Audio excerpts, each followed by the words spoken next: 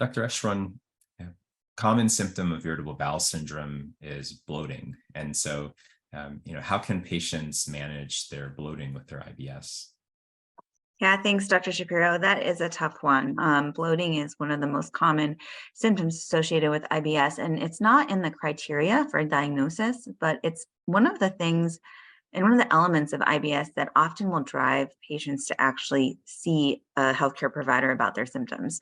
Oftentimes, patients can kind of deal with the constipation or the diarrhea or the abdominal pain on their own, but when they start to develop bloating, that may often be the trigger that drives them to seek care.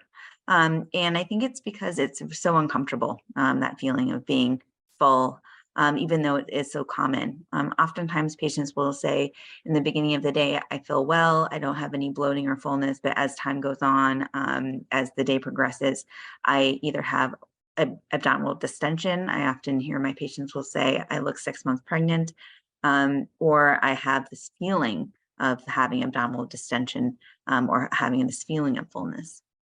And there's a lot of reasons that patients with irritable bowel syndrome have this feeling of bloating.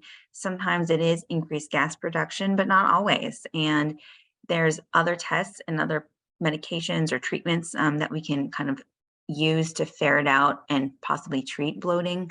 Um, Oftentimes, we're asking our colleagues, our dietitian colleagues, to help identify specific food triggers, like a low FODMAP diet plan, in avoiding these quote unquote gas forming foods or gas causing foods.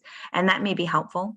Um, and I think using a dietitian in the setting can really take the guesswork out of the equation for patients in terms of trying to figure out what their specific food triggers are.